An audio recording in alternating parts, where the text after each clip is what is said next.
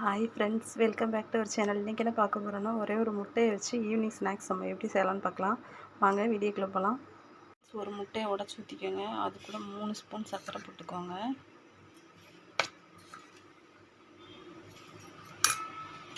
இப்போ நல்லா மிக்ஸ் பண்ணணும்.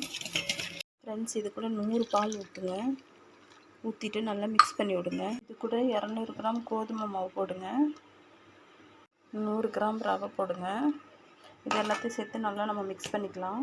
ஃப்ரெண்ட்ஸ், இந்த அளவுக்கு சேர்த்தாச்சு. இது கூட ஏலக்காய் பொடி சேர்த்துக்கலாம். ஃப்ரெண்ட்ஸ், பேக்கிங் சோடா கொஞ்சம் சேர்த்துக்கலாம். இப்போ நம்ம இது எல்லாத்தையும் நல்லா மிக்ஸ் பண்ணிக்கலாம். ஃப்ரெண்ட்ஸ், இதில் பால் ரவையெல்லாம் போட்டல, பால் காய்ச்சின பாலும் ஊற்றலாம், காய்ச்சாமல் இருக்கிற பாலும் ஊற்றலாம். ரவை வறுக்காமையும் போடலாம், வறுத்தும் போடலாம். ஃப்ரெண்ட்ஸ், ஒரு 5 மினிட்ஸ் ஆகட்டும். இதை வச்சுட்டு அதுக்கு நம்ம என்ன பண்ணலான்னு பார்க்கலாம். ஒரு கடாய் வச்சுக்கோங்க. நிறைய எண்ணெய் ஊற்றணும். இந்த மாதிரி ஊற்றிக்கோங்க.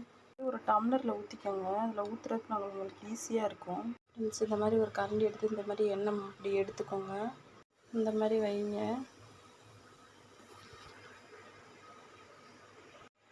இப்படி பண்ணுங்க ஃப்ரெண்ட்ஸ். பண்ணிங்கன்னா புசு புசுன்னு வந்துடும்.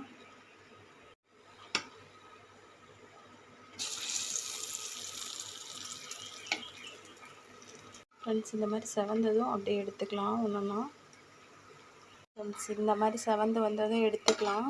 நீங்களும் ட்ரை பண்ணுங்கள் ஃப்ரெண்ட்ஸ். மறக்காமல் நம்ம சேனலை சப்ஸ்கிரைப் பண்ணிக்கோங்க. அப்போ தான் நான் போடுற வீடியோ உங்களுக்கு உடனுக்குடன் நோட்டிஃபிகேஷனில் வரும்.